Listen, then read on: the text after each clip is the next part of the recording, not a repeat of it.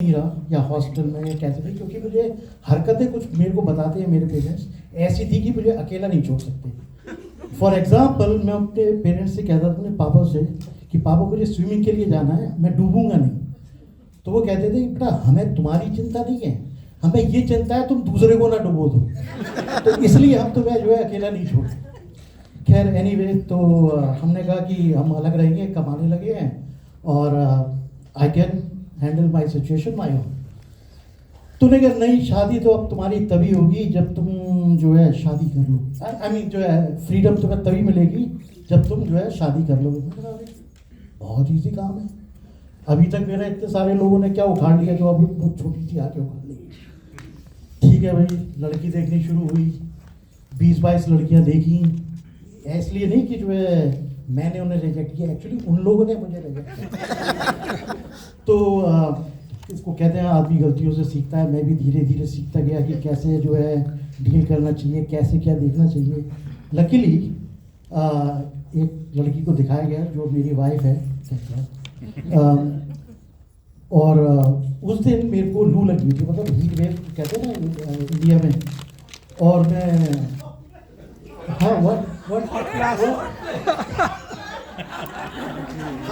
Early time पे hot flash kind of. तो मैं काफ़ी जो है डल था, धीरे धीरे बोल रहा था, ज़्यादा आवाज़ नहीं निकल रही थी। तो हमारी होने वाली श्रीमती ने सोचा कितना सीधा लड़का है, मुँह से आवाज़ तक नहीं निकलती और मैंने हाँ कर दी। मैंने कहा ठीक, चलिए आगे बढ़ते हैं। फिर जो है जब पक्की हो गई शादी, तब जो है डेट वगैरह की बात वगैरह शुरू हुई कि डेट फिक्स की जाए, कभी इनके लोग हमारे यहाँ आए, कभी हम इनके यहाँ जाएँ। तो एक बार हम पहुँचे अपने होने वाले ससुराल, तो हमें बढ़िया वक़्त हुई। पहली बार किसी ने की कि आइए बैठिए, आइए खाइए, आइए पीजिए, आइए लीजिए। मैंने कहा वाह, ये तो बहुत ही ज़्यादा इज्जत मिल रही है, बहुत ही अच्छी ससुराल है ये तो होने वाली। फिर उनका भाई भी था, मतलब होने वाले साले साहब, साली भी थी। तो उनका एक कुत्ता था छोटा सा, वो आया और उनके मेरे साले साहब ने कहा देखो बेटा शेरू, जब कोई ड्राइंग रूम में बैठा हुआ हो तो हमने आपसे कितनी बार कहा है कि आप यहाँ मत आया कीजिए, जाइए अपने कमरे में जाइए। मैंने कहा इससे भी आपसे करके बात कर रहे हैं। तो मैंने कहा ये इज्जत नहीं हो रही है बेटा तुम्हारी, ये जो इनकी लैंग्वेज ही ऐसी है। तो ठीक है भाई, आगे बढ़े। और तो अब यही आना जाना लगा रहा, लेकिन डेट सेट नहीं हो रही थी because I was desperate for the freedom. तो एक बार ये देखने आए, मतलब मिलने आए बात करने के लिए। ये इनके फादर थे और उनकी ये समझ में नहीं आ रहा था ये डेट क्यों नहीं सेट किया, क्योंकि हमें मिलने में मज़ा आता था। वो कहते थे कि डेट सेट नहीं हो पा रही है। तो अब मैं भी आज़ादी फ्रीडम के चक्कर में इतना डेस्परेट था कि मैंने कहा कि शादी या तो 2 दिन के अंदर अंदर हो जाए, नहीं तो मुझे शादी नहीं करनी। लेकिन मेरी फटी पड़ी हुई थी कि अगर दूसरी साइड ने मना कर दिया फिर भी इसका चक्कर लग जाएगा। तो कोई बात नहीं, तो ठीक है भाई कर देते हैं, उन लोगों ने कहा, मेरे पापा ने और इनके डैडी ने भी। फिर तैयारी शुरू हुई। मेरे पापा चाहते थे कि धूमधाम से बारात वगैरह के साथ शादी हो, घोड़े पे बैठे, काफ़ी अच्छी होनी चाहिए। लेकिन इतना शॉर्ट पीरियड था कि बहुत सारे लोग नहीं आ सकते, जो भी लोकल थे उन लोगों को जो है इनवाइट किया गया। फिर घोड़े पे बैठाने की बड़ी तमन्ना थी मेरे पापा की, पता नहीं क्यों। एनीवेज गए घोड़ा देखने, पता नहीं घोड़ी को क्या पता चल गया था, वो घोड़ी थी वहाँ पर उसको आई डोंट नो व्हाई। तो घोड़े वाले ने कहा कि भैया यही है जो आपको हम दे सकते हैं कल के लिए।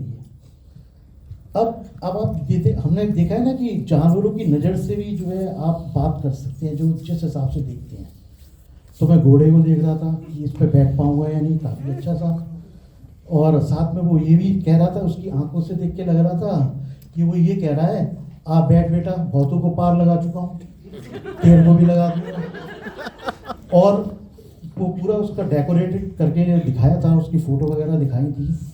फिर मैं देख रहा था मेरी फ़ोटो से ज़्यादा तो उसकी फ़ोटो ज़्यादा अच्छी लग रही थी। और तो थोड़ा इंफीरियरिटी कॉम्प्लेक्स भी आना शुरू हो गया। मैंने कहा मर गए ये तो। फिर बाद में जो है एक और नज़र से मैंने उसको ध्यान से देखा तो वो उसके घोड़े के दिमाग में कुछ ऐसा चल रहा था, इस गधे को तो मैं बिल्कुल नहीं बैठाऊंगा। तो मेरी लैंग्वेज समझ में आ गई, मैंने कहा चलो यहाँ काम नहीं करने वाला, चलो जो है पापा से बोला छोड़ो कैंसिल करते हैं और यही कार वार में चले चलेंगे, वहीं पे जो है कर लेंगे। चलिए जैसे जैसे शादी वादी हो गई, निपट गया सब। फिर वो होता है ना 3 दिन बाद बहू पहली बार खाना बनाती है, तो मेरा थोड़ा छोटा मोटा हंसी मजाक करने की आदत थी। तो सपना मतलब इनका दिन शुरू हुआ सपना का, हर नेम है सपना। तो बोले चाय कैसी पीते हो, मैंने मजाक में कह दिया फटे दूध की।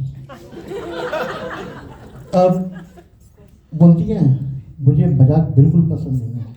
मैंने कहा मर गए, ये इसके अलावा मुझे तो कुछ आता ही नहीं है, अब लाइफ कैसे चलेगी, मैं तो ये सोचने में बैठ गया। फिर आगे बढ़े, चलती गई लाइफ जैसे भी थी। टाइम कम है तो इसलिए मैं शॉर्ट करके सुना रहा हूँ थोड़ा। तो आगे बढ़े तो बेटा हो गया, बोली ये क्या मजाक है, मैंने कहा ये जो भी है। तो फिर आगे बढ़े, फिर हम लोग पहुँच गए लंदन। तो कभी मैंने कोई प्रॉमिस किया होगा इनको कि मैं तुम्हें रानी बना के रखी, कहते हैं इमोशनल आदमी इमोशनल होके बहुत कुछ प्रॉमिस कर डालता है जो कि याद नहीं रहते, लेकिन बीवी को सब याद रहता है। तो एक दिन बोली तुमने तो कहा था कि तुम मुझे रानी बना के रखोगे। अब मैंने कहा मर गए, अब ये भी याद नहीं था कि कब बोला था।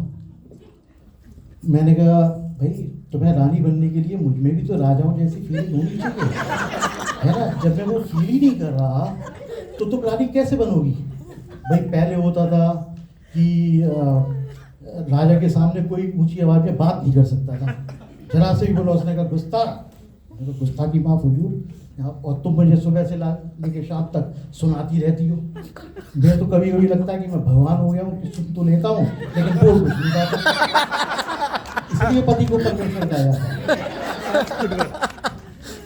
और फिर और दूसरी चीज, मैं राजा क्यों नहीं समझ पा रहा था, क्यों नहीं फीलिंग आ रही थी, वो इसलिए नहीं आ रही थी कि भाई पुराने टाइम में राजा लोग जो होते थे उनकी रानी पहले से होती थी, वो एक आध और ले आते थे, तो बड़ी वाली आके आरती उतार दी, आप बहन दोनों साथ में रहेंगे।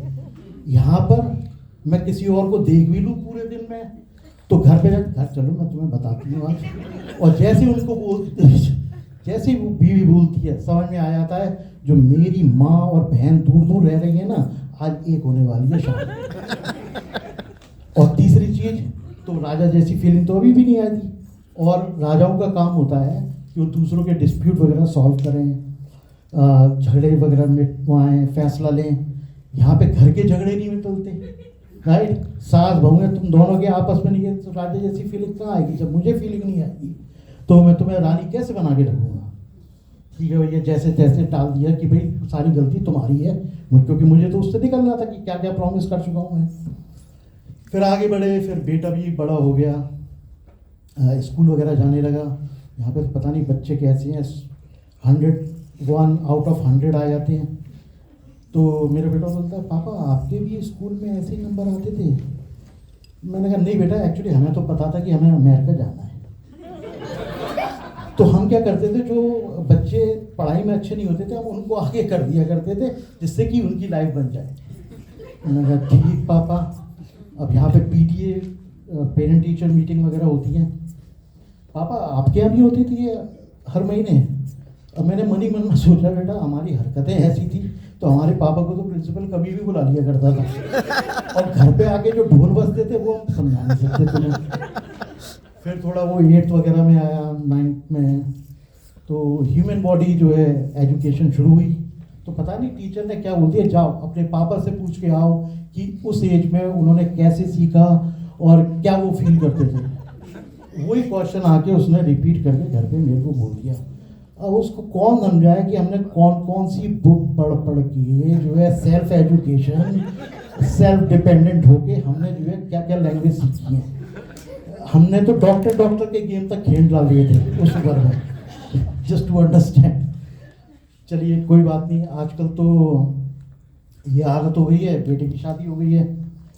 तो पहले तो सिर्फ जो है सास बहू हैं, लोग कहते हैं जब मेरी वाइफ अब मेरी मम्मी के साथ जाती है, वो कहते हैं ना कि शादी के बाद जो है बेटा बेटा नहीं रहता। मैं तो कहता हूँ मेरे केस में ये है कि शादी के बाद माँ नहीं रहती, वो बहू की हो गई है। वो दोनों साथ में घूमते रहते हैं। और अब इन लोगों ने पहले 2 का पेड़ था, अब 4 की चौकड़ी हो गई है। बहू, मेरी बहू, मेरा बेटा, मेरी माँ और ये गैंग अप हो जाते हैं एक तरफ। और आप लोग यहाँ पेट तो होगा कुत्ता, है ना, आप उसको डांटो चाहे उसने कुछ भी नहीं हो, did you do this, did you, वो कोने में जाके बैठ जाएगा और यूं करता रहेगा कि मैंने किया क्या है।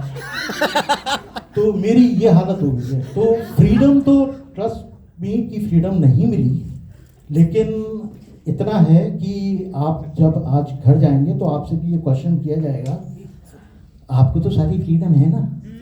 अगर आपने कहा नहीं है तो सीधे ये पूछा जाएगा, क्यों, मैंने तुम्हें बर्तन मांजने की फ्रीडम नहीं दी? क्या मैंने तुम्हें खाना बनाने की फ्रीडम नहीं दी? क्या मैंने तुम्हें लॉन्ड्री करने की फ्रीडम नहीं दी? So just be safe, enjoy your life, and that's it. Thank you so much.